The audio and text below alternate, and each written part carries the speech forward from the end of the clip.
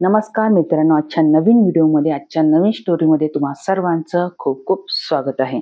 तर आजची स्टोरी आहे फक्त 1 मिनिटाची, पण 1 मिनिटाची स्टोरी हे तुमचं नक्कीच जीवन बदलून देणारी अशी स्टोरी आहे।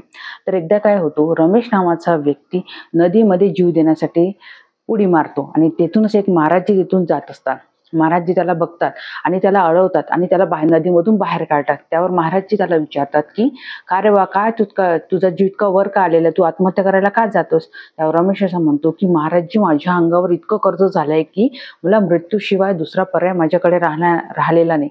त्यावर महाराजजी असे म्हणतात की चल, माझ्याकडे इतका मोठा खजिना आहे, अशी गोष्ट आहे की जे तुला दिल्यानंतर तुझं सगळं कर्ज मिटून जाईल। म्हणून महाराजजी त्या व्यक्तीला घेऊन एका शेठजीकडे जातात आणि शेठजी गेल्यानंतर महाराजच्या शेठजीच्या कानामध्ये काहीतरी म्हणतात आणि त्यावर शेठजी मान हलवतो आणि म्हणतो की 2 लाख रुपये।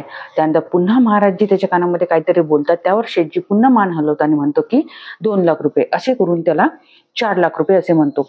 त्यावर रमेशला काही कळतच नाही की यांच्या दोघांमध्ये काय चालू आहे, हे 4 लाख रुपये कशाचे देत आहे। त्यावर रमेश महाराजजीला विचारतो, महाराजजी हे 4 लाख रुपये कशाचे देत आहे?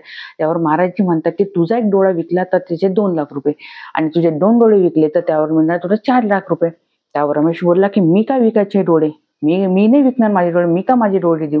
त्यावर महाराजजी म्हणाले, आताच तर तू जीव द्यायला चालला होता, जीव देण्यापेक्षा तुला काही न मिळण्यापेक्षा तू स्वतःचे डोळे जर त्यांना दिले तर तुला 4 लाख रुपये मिळू शकतात। त्यावर शेठजी असं म्हणतो, नुसतं डोळेच नाही, हृदय, लिव्हर, किडनी जर तुम्हाला देऊ शकशील तर मी तुला 50 लाख रुपये देतो आणि 50 लाखाच्या वर माझ्याकडे 1 रुपया नाही, फक्त मी 50 लाख रुपये देऊ शकते, तू जर हे सगळ्या गोष्टी जर मला दिल्या तर। त्यावर रमेश म्हणतो की मी का देऊ, मी माझं शरीर तुम्हाला का देऊ? तेव्हा महाराजजी त्याला तेच सांगतात की तू आता आत्महत्या करायला चालला होता, ह्या सगळ्या गोष्टींच्या मिळून जर तुला 50 लाख रुपये मिळू शकतात तर काय हरकत आहे?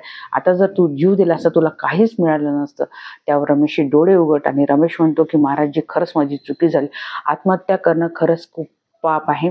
आजपासून मी माझ्या शरीर खूप अनमोल आहे, कारण की शरीर हे फक्त एकदाच मिळते, एकदा मृत्यू झाला की शरीर पुन्हा आपल्याला मिळत नाही। म्हणून मित्रांनो, कितीही संकट येऊ द्या, कितीही आपल्याला त्रास होऊ द्या, पण कधीही आत्महत्या करण्याचा प्रयत्न करू नका। जीवनामध्ये प्रत्येकाच्या संकट असतात, या संकटाशी सामोरं जाणं हेच आपलं कर्तव्य आहे। प्रत्येक वेळ देव आपल्याला काही ना काही त्यातून मार्ग आपल्याला काढण्यात मदत करतोच। म्हणून संकटाला भिडणं आपलं काम आहे, त्यातून नक्कीच तुम्हाला कुठला कुठला मार्ग मिळणार आहे। आजची स्टोरी आवडल्यास व्हिडिओला लाईक करा, चॅनलवरती नवीन असेल तर प्लीज चॅनलला सबस्क्राईब करा, मला कमेंट करा की तुम्हाला ह्या जर स्टोरी आवडत असेल मला कमेंट सुद्धा करत राहा की कशा वाटतात तुम्हाला स्टोरी, तुम्हाला कुठल्या प्रकारची स्टोरी आवडेल हे सुद्धा मला कमेंट करून सांगा आणि भेटू अशाच नवनवीन व्हिडिओमध्ये। तोपर्यंत धन्यवाद।